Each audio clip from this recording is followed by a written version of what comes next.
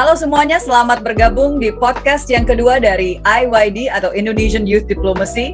Dan kali ini kita akan mengangkat tema What You Need to Know About Y20 Summit 2021. Dan oleh sebab itu, kali ini kita akan berbincang-bincang dengan 3 delegates kita yang tahun ini ke Italy secara virtual sayangnya. But it's okay, karena saya juga adalah alumni dari Y20 2020, di mana waktu itu karena COVID, karena pandemi, akhirnya tidak bisa berangkat juga ke Saudi. So you guys are not the only one. Saya adalah Rahayu Saraswati, dan ketua delegasi dari Y20 Saudi Arabia 2020. Sekarang bergabung dan akan berbincang-bincang dengan 3 of my colleagues, amazing people yang ada di sini. Pertanyaan pertama harus, sebelum kita bahas tentang Y20-nya sendiri, what motivated you guys? Apa sih yang jadi motivasi kalian waktu itu untuk ikut pendaftaran, registrasi, and go through the whole process untuk jadi delegasi? Karena kan ada prosesnya ya. Oke, we'll start dengan Putri. Terima kasih Mbak Sarah. Sebenarnya kalau aku sih yang paling penting adalah yang ngajak Mbak Sarah. Jadi kan nggak mungkin kita bilang-bilang ke Mbak Sarah. Tadi kalau nanyanya itu kayaknya salah nih. Iya.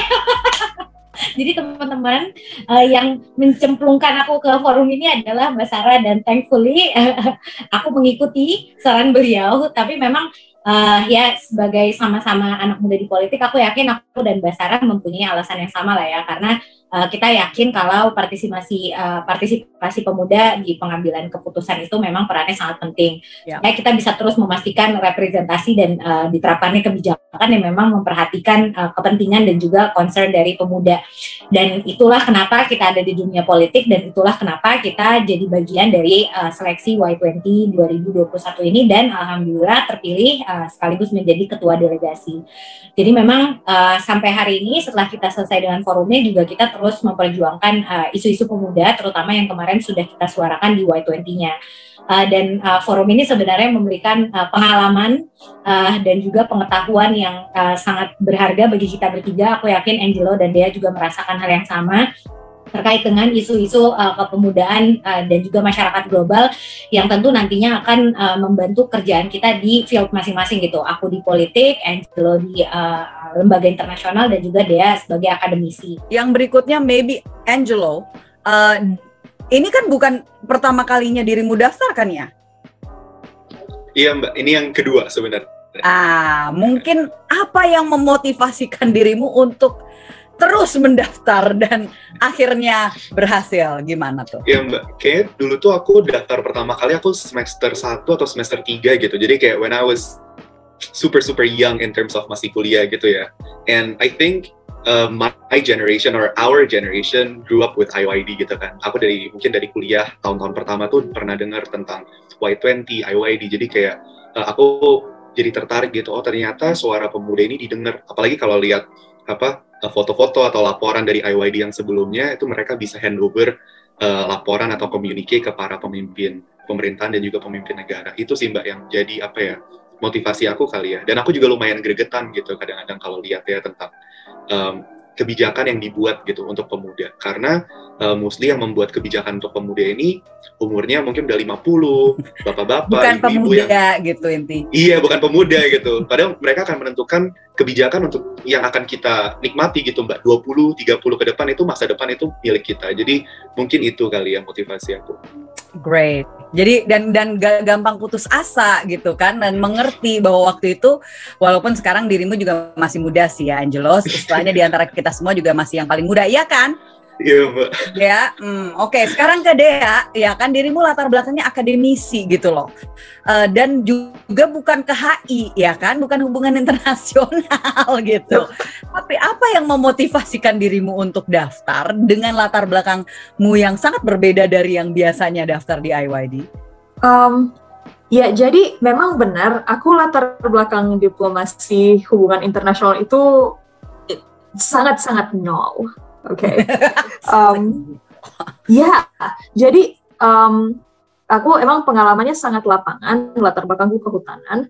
Jadi pengalamannya ya masuk luar hutan dengan masyarakat, penelitian di lapangan dan sebagainya. Dan aku merasa pertama kesempatan ini adalah kesempatan yang sangat bagus mengikuti IYD, mengikuti Y20, kesempatan yang sangat bagus untuk melengkapi sudut pandangku mengenai gimana sih cara kerja kebijakan lingkungan kita di negeri ini, gimana aku pengalamannya itu prakteknya di lapangan, perwujudannya gimana. Tapi prosesnya itu mulai dari, ya dalam hal ini mulai dari tingkat yang sangat tinggi ya, jadi prosesnya itu dia mengalir sampai ke lapangan, itu seperti apa.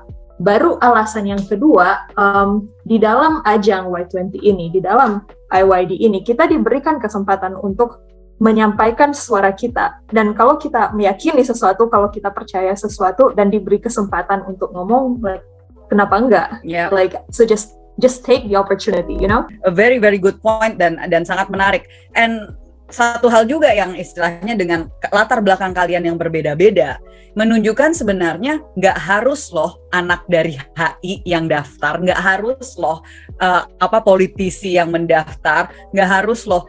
Jadi ini justru yang memang dicari itu diversity ini, memastikan bahwa ada suara dari setiap lini yang terwakilkan. So now I want to talk a little bit more actually tentang the process within the summit itself gitu ya. Karena gini, banyak yang seperti kamu bilang Angelo, banyak conference itu langsung ketemuannya pas di summitnya toh gitu kan. Ketemu, ngomong, menyampaikan intervensi, foto-foto pulang istilahnya. Sedangkan di Y20 ini benar-benar prosesnya panjang, yang mempersiapkan komunike itu benar-benar full on. Ini nggak cuman komunike yang istilahnya cuman dalam 2 hari selesai gitu kan. Bahas gini masukin. No, kalian benar-benar melalui itu semua. Nah, dirimu yang sudah punya pengalaman sebagai wakil rakyat gitu ya, yang di diplomasi, kalau udah bicara tentang undang-undang, bicara tentang kebijakan-kebijakan yang harus di-tektok juga sama pemerintah dan pihak-pihak lembaga-lembaga lain gitu kan. Ya kita yang istilahnya punya pengalaman di parlemen, kita nggak kaget gitu kan dengan proses itu gitu. Tapi mungkin ada nggak yang dari proses itu yang berbeda dari yang biasanya you experience secara nasional, karena ini internasional. Walaupun dirimu karena kan dirimu bukan di Komisi 1 kan. Kalau Komisi 1 emang hubungan internasionalnya ada gitu di situ. Tapi kan biasanya dirimu lebih ke lokalnya gitu ya, nasional. Nah, mungkin perbedaan terbesar ya that you can say antara kalau tadi kan Angelo udah ngasih satu contoh, but maybe you have another example. Kalau dari kita di DPR kan kita sama-sama menyerap aspirasi. Nah, kalau misalnya di Y20 ini kita nyerap aspirasinya dari berbagai level masyarakat, dan ini menjadi bukti bahwa kita bukan represent our own views gitu. Kita benar-benar inklusif gitu dalam prosesnya. Kita bikin survei, kita bikin FGD, terus kita juga ketemu sama pihak pemerintah, lembaga internasional untuk akhirnya bisa mengerucutkan proposal Indonesia itu ke 3 proposal di masing-masing track. Jadi aku punya 3, Angelo punya 3, dia juga punya 3. Dan sebenarnya itu yang menjadi perbedaan yang paling mendasar dari segala sesuatu yang terjadi di DPR ya, kalau aku bandinginnya sama DPR. Kalau DPR kan kita bisa membicarakan berbagai isu selama itu masih ada di bawah wewenang komisi kita gitu. Aku di Komisi Keuangan. Kalau misalnya di Y20 ini kita cuma punya 3 proposal dan menentukan dari 100 masalah yang ada di Indonesia, yang ada di track aku aja, untuk ketiga itu susahnya minta ampun. Jadi harus semedi dulu setelah survei segala macam. Kita akhirnya semedi dulu sampai akhirnya bisa menentukan ke 3 proposal aku, yaitu di bidang politik, keuangan, sama di pendidikan gitu. Jadi proses pengerucutan ini menjadi paling penting. Dan ini sebenarnya latihan buat kita Mbak Sarah, karena sebagai pemimpin itu kita nggak bisa mau ambisius untuk menyelesaikan semua masalah ternyata. Emang harus bisa memprioritaskan isu yang menurut kita paling penting. So talk a little bit about that specific track and how memang your background itu, latar belakangmu itu justru sangat membantu pada saat negosiasinya, karena you're a pakar istilahnya kan, you're an expert ya kan, tenaga ahli di bidang tersebut gitu, dosen apalagi kan, kalau di luar negeri itu ada profesor gitu ya. Jadi Mungkin bisa share sedikit pengalaman Dea waktu ada di track itu dan bagaimana ketemu dengan pandangan-pandangan dari negara-negara lain, anak-anak muda di negara lain yang bicara tentang sustainability, but yang menarik nih, at the same time harus mewakili suara anak-anak muda Indonesia, bukan hanya dirimu aja gitu kan. Itu yang kadang-kadang orang, oh ini jangan-jangan dia mewakili suaranya dia sendiri. No. Nah itu mungkin share a little bit about that. Yeah, so really interesting questions. Pertama sebelum aku jawab, aku mau nyambungin yang dibilang Putri soal bilateral. So the whole semua urusan bilateral ini, pertemuan-pertemuan ini masih baru banget buat aku. Dan ada sebuah waktu di sekitar bulan April itu ketika kita ada 5 bilateral dalam 3 hari. Aku udah lupa negaranya mana-mana. 5 bilateral dalam 3 hari. Jadi ada satu hari itu 1, baru besoknya 2 berturutan, baru besoknya lagi 2 berturutan. Nah, kebetulan pada waktu itu, aku tiap hari itu, hari pertama, kedua, dan ketiga itu semuanya di kota yang berbeda-beda. Yang satunya itu di Lampung, yang satunya lagi di Bitung, Sulawesi Utara, yang satunya lagi di Manado, Sulawesi Utara. Jadi kayak udah ngobrolnya dengan orang-orang dari entah zona waktu mana, ditambah lagi dengan guanya sendiri ada di mana. So that was around the world experience. Wow, yeah. Literally. Around Indonesia and around the world gitu ya. Yeah, exactly. But anyways, untuk menjawab pertanyaannya Mbak Sarah yang tadi, jadi aku kan tracknya itu sustainability, climate, and energy. Jadi keberlanjutan, iklim, dan energi. Dan pengalamanku itu di dalam track aku, banyak orang yang latar belakangnya hubungan internasional, atau latar belakangnya financing, MBAs, those sorts of things. Beberapa orang latar belakangnya pendidikan, jadi mereka guru. Kayaknya aku doang deh yang latar belakangnya ekosistem. Latar belakang itu gitu. Yes. Jadi menarik sekali sih itu waktu diskusi. Jadi memang nggak bisa dibilang ya karena aku latar belakang itu, jadi aku yang paling tahu semua. Enggak, karena memang semua pandangan kita saling melengkapi. Tapi aku menikmati banget bisa terlibat, ternyata aku ada sesuatu yang bisa aku sumbangkan di diskusi ini. Kalau ada bagian yang mereka Mas berusaha tangkep, aku bisa sumbangkan pengalamanku dan pengetahuanku. Ditambah lagi kan aku kan pengalaman lapanganku aku rasa udah lumayan banyak meskipun sangat lokal. Jadi itu kayak an added bit of realism. Jadi kayak apa yang kalian bahas kasih sekarang konteks itu gimana sih? Yang gimana sebenarnya sih, gitu kan? Iya gitu. Soalnya none of this happens in a vacuum. Semua itu kita aminkan akan sampai ke masyarakat. Gitu. Jadi ketika di masyarakat kayak gimana? Soal proses diskusinya itu sendiri yang aku suka banget sih, di track kami itu, track SI itu, kita dari awal udah sepaham kira-kira topik-topik besar yang akan kita bahas itu gimana. Jadi memang kita hanya dibatasi 8 proposal, tapi karena udah sejak awal sebelum negosiasi resmi itu kita udah ada coffee chat, itu kita udah mulai bahas sedikit-sedikit. Jadi begitu kita masuk ke negosiasi formal, kita udah ada bayangan, 8 proposal yang akan kita angkat kayaknya gini deh. Terus memang akan ada berubah sedikit redaksinya atau topik-topiknya bergeser sedikit, tapi sangat dimudahkan karena ya itu kita udah ada pembahasan bersama sejak sebelum negosiasi resmi. That's good. Ini sebenarnya is actually apa yang kamu baru aja sampaikan, Dea, is hampir like good job gitu loh untuk Indonesia, karena kita benar-benar berarti memilih berdasarkan subjeknya gitu kan, dan bukan istilahnya hanya oke. Dan berarti kita juga berhasil dong untuk dapat interest dari orang-orang sepertimu gitu kan, dia yang nggak ada hubungannya sama sekali dengan international relations dan seterusnya yang seperti tadi kamu sampaikan.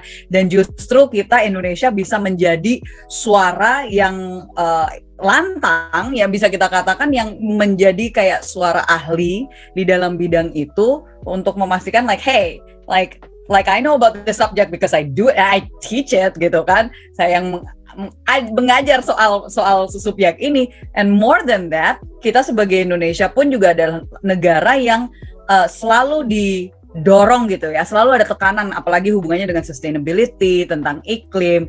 Itu kan kayak Indonesia tuh jadi kayak hot zone gitu kan, because of kebijakan kita, tapi juga kita adalah salah satu paru-paru dunia dan seterusnya. Jadi masyarakat Indonesia terutama pemuda-pemudi harus tahu bahwa suara kita tuh di internasional tuh matters a lot untuk subjek ini gitu kan. So glad bahwa you were there to represent us, Dea. That's great, awesome.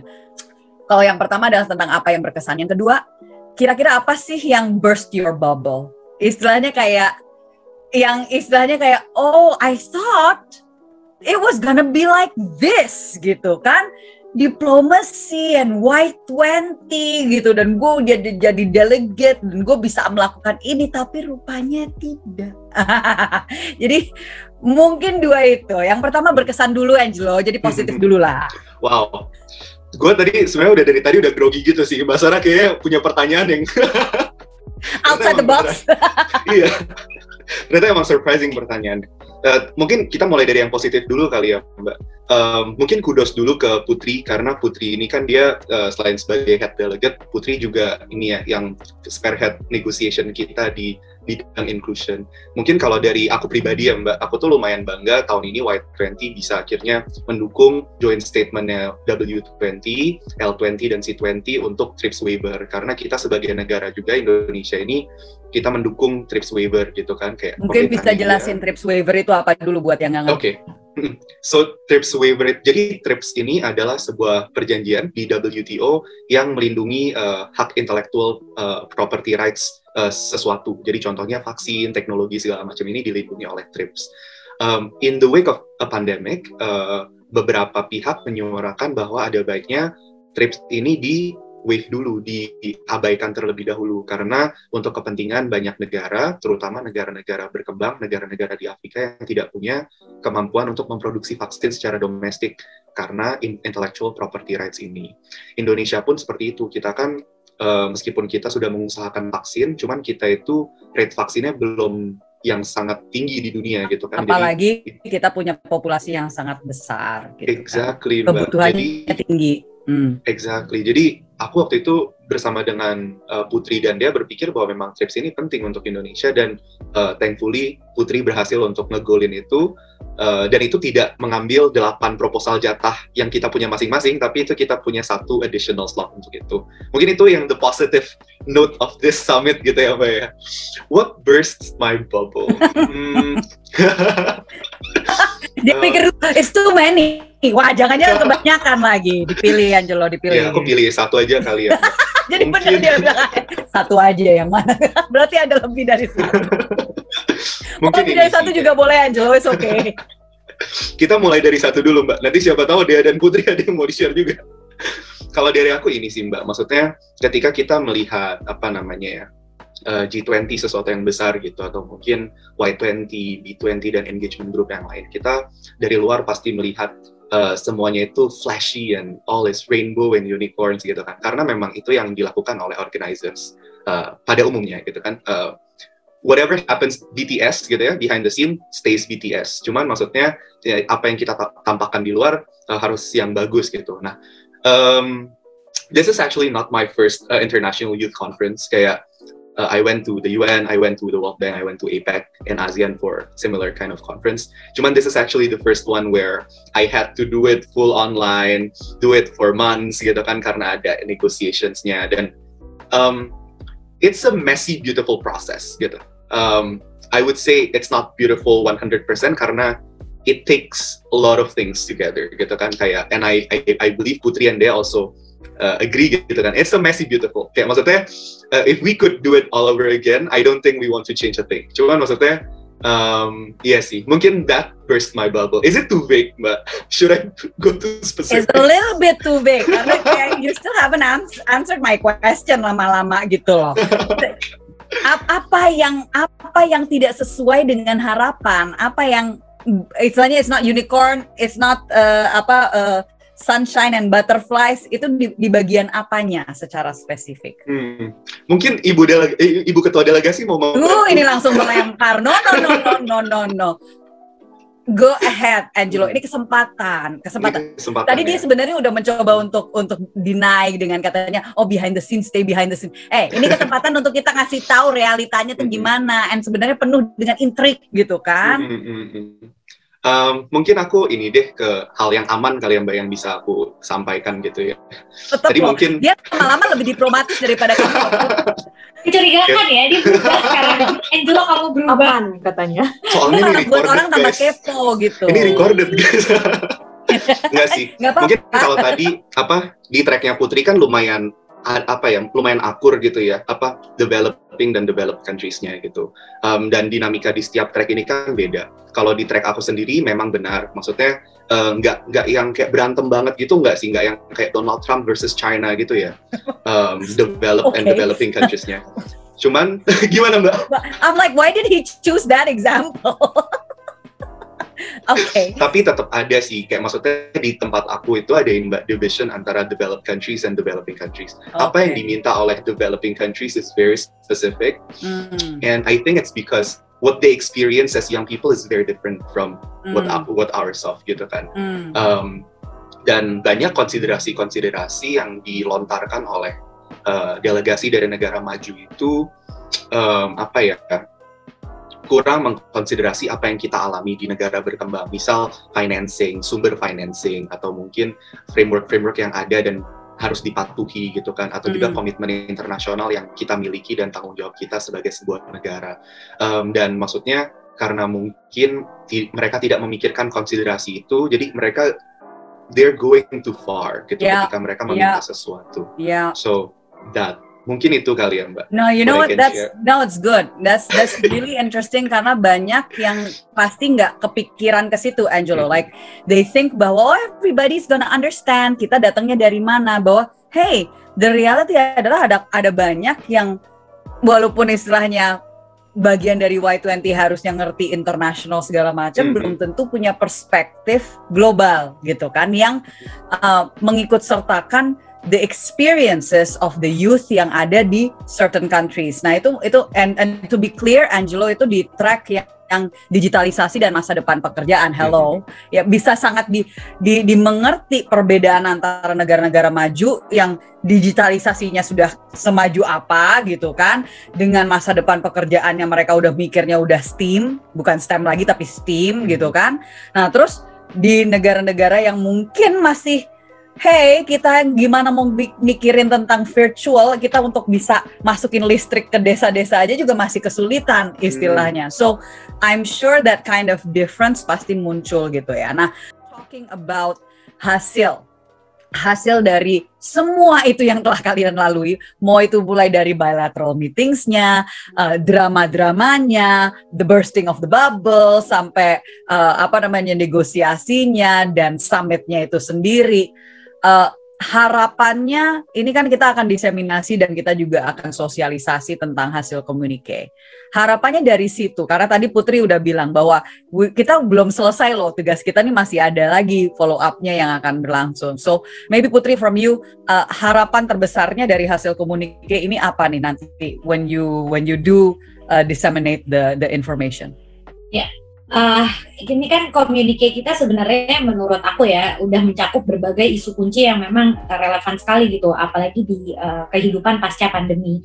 Belum pasca sih ya, kita masih di tengah-tengah pandemi gitu. Tapi baik itu misalnya dari track aku gitu, inklusi, terus Angelo inovasi maupun lingkungan, dan berbagai dampak pandemi yang terjadi di luar hal itu juga. Jadi apa yang kita bahas kemarin sebenarnya adalah upaya kita sebagai pemuda untuk terus mempersempit kesenjangan yang terjadi di berbagai aspek, baik itu dari sisi ekonomi, lingkungan maupun kesempatan ke edukasi, basic resources dan lain-lainnya gitu. Dan yang paling penting sebenarnya kalau di track inklusi ini kita ingin memperkuat inklusivitas itu sendiri kepada pemuda, karena kita Y20 kita pemuda, terus kelompok-kelompok rentan seperti kita, Dea, Mbak Sarah, kita perempuan, kita masih dianggap sebagai kelompok yang rentan.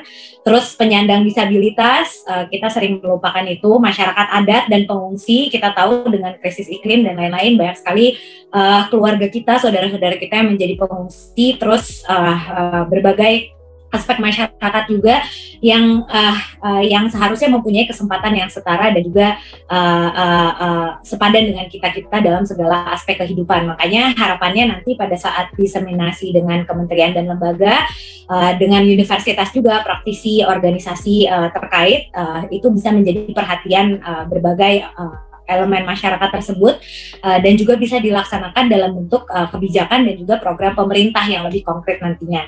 Makanya kalau di DPR, aku akan terus mengingatkan mitra-mitra aku di DPR terkait dengan hal-hal yang sudah kita suarakan di Y20 kemarin. Jadi kita pengen bilang kalau kita tuh serius, karena kemarin di forum penutup bahkan ada kata-kata bahwa Y20 itu adalah simulasi, dan hanya simulasi para pemuda untuk menghadapi negosiasi di forum yang lebih besar. Padahal menurut kita Y20 adalah platformnya pemuda, bukan simulasi.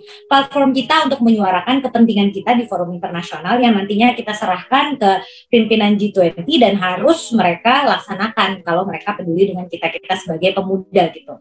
Jadi itulah ekspektasi sebenarnya, dan nantinya apa yang teman-teman bisa lakukan di Y20 tahun depan. Fokusnya adalah harapan untuk istilahnya kalau ada calon delegasi Y20 yang mendatang, harapan untuk mereka itu apa kira-kira? Like what would be your hope for them? Apakah itu berhubungan dengan don't put your bubble to terlalu tinggi gitu, atau mungkin berkaitan dengan apa yang jadi harapan kalian bisa mereka bawa gitu ya ke Y20 tahun depan, apalagi kita sebagai presidensi gitu, or even in the future ya untuk Y20 ke depannya. So we'll go with Angelo dulu. Angelo, what would be your hope untuk calon-calon delegasi Indonesia ke depannya buat Y20? Mungkin hal pertama yang terlintas ya Mbak, I was reminded by Pak Ketua's words gitu. Mike waktu itu di salah satu meeting kita pernah bilang tahun depan Indonesia bakal jadi host. Yang jadi oleh-oleh delegasi tahun depan itu bukan mereka pengalaman ke Indonesianya per se, atau mungkin excursionnya, atau mungkin ketemu dengan pembicara yang keren atau hotelnya yang bagus, tapi the experience of actually negotiating with Indonesians gitu. Dan menurut aku itu sangat benar, karena pengalaman bernegosiasi dengan delegasi dari negara tuan rumah itu pasti rasanya that will stick, that will leave an impression. Yes. And I hope delegasi tahun depan itu adalah orang perwakilan loh. Exactly, dan bukan simulasi ya Mbak ya. Yeah, it's a real thing gitu kan, dan bisa benar-benar merepresentasikan pemuda Indonesia. Itu yang pertama sih Mbak. Mungkin yang lain juga ini I hope that the people who get selected for next year are the people who are actually passionate about what they're doing, mewakili tiap-tiap track yang kita punya. Kita ada beberapa track, mungkin belum bisa didiskus kali ya Mbak, track-track kita yang punya. Kita, nggak spesifik, tapi nanti ada 4 track gitu, kita ada banyak legacy issue, sustainability pasti ada, future of work semacam kayak gitu juga ada. So, just pay attention aja ke medsos-medsos kita, dan juga nanti akan kita launching website juga untuk tahun depan nanti di bulan Desember. So stay tune untuk ke situ. Angelo, silahkan lanjut. Yeah. So my last sentence. I hope to see more of Deas and more of Putris in next year's delegation. And yourself gitu. Okay, you know what, it's great. Pokoknya diversity gitu kan, dan itu juga bagian dari salah satu track tahun depan gitu. Kita mau keberagaman itu ada, karena Indonesia nggak mungkin Indonesia kalau tidak dengan keberagamannya gitu kan. Tapi juga keberagaman bukan hanya dari segi Sarah, ya kan nama gue itu kan, bukan dari suku, agama, dan ras, tapi juga kita bicara dari segi latar belakang ilmu masing-masing gitu kan, itu yang bisa dilihat di sini. And this is one of the things yang menurut aku juga bukan berarti kita harus ada politisi, but it helps gitu kan, untuk punya putri yang jadi wakil rakyat gitu di DPR, yang bisa langsung menerjemahkan apa yang kalian perjuangkan ke dalam konteks policy making, apalagi in finance track gitu kan istilahnya. So I think that's one of the things yang kita nggak bicara cuma teori, tapi kita bicara implementasi juga. Dea, what are your hopes untuk calon-calon ke depan nih? Jadi untuk delegasi ke depan yang secara umum dulu, aku berharap banget delegasi-delegasi selanjutnya itu mereka orang yang sangat inklusif dan mau mendengarkan perspektif dari banyak orang. Jadi bukan cuma track inklusi sendiri ya, tapi di bidang apapun itu, ingat bahwa apapun topik yang sedang dibahas itu, masyarakat yang terlibat itu nggak cuma satu. Jadi sebisa mungkin kan kalau kalian ada kesempatan mendengarkan perspektif lain, beri kesempatan even meskipun itu mungkin kayak nggak aneh untuk kalian atau baru, but like that's the point, like right? Kayak kalian membuka wawasan kita. Iya benar, kita buka wawasan kita karena kita tuh wakil rakyat, quote unquote, di dalam panggung yang sangat besar. Jadi dengarkan sebanyak mungkin perspektif yang kalian bisa, dan khusus untuk delegasi tahun depan, berhubung Indonesia tuan rumah, dan I like that. berhubung Indonesia tuan rumah, jadi mereka ada di posisi yang unik di mana mereka menjadi delegasi sekaligus perwakilan dari negara tuan rumah. Jadi teman-teman yang pressure-nya lebih tuh. Iya, pressure-nya lebih double malah. Jadi untuk teman-teman itu yang akan ingin jadi delegasi tahun depan, bring out the best of Indonesia. Tunjukkan yang sisi Indonesia yang paling bagus itu kayak gimana. Musyawarah untuk mufakat, yes. Bhinneka Tunggal Ika, yes. Dan aku yakin masih ada banyak lagi. Jadi jadilah memang wakil yang benar-benar patut kita banggakan. Banggakan, mempesona, that kind of thing. Jangan malu-maluin. Singkatnya itu. Kasarnya jangan malu-maluin. No, but those are great points, dan saya rasa juga bisa mudah-mudahan menginspirasi dan memotivasi juga ya anak-anak muda yang mendengarkan ini, untuk mereka juga, you know what, I can do it, why not gitu, and try. Coba aja gitu loh, bahwa you never know. Dan siapa tahu seperti Angelo, even if you don't get it the first time, tapi minimal dari situ ada pengalaman yang you can build on that, dan itu bisa jadi satu hal yang itu jadi pembelajaran untuk let me try again nantinya gitu ya. So you know, kita semua datang dari latar belakang dan juga usia yang berbeda-beda juga, dan bukan berarti Angelo yang jauh lebih muda terus habis itu nggak didengar suaranya, no, nothing like that gitu kan. Ini justru with that diversity itu kita menunjukkan yang terbaik lah dari pemuda-pemudi Indonesia. So do your best, siapapun yang mau maju, give it a try gitu kan.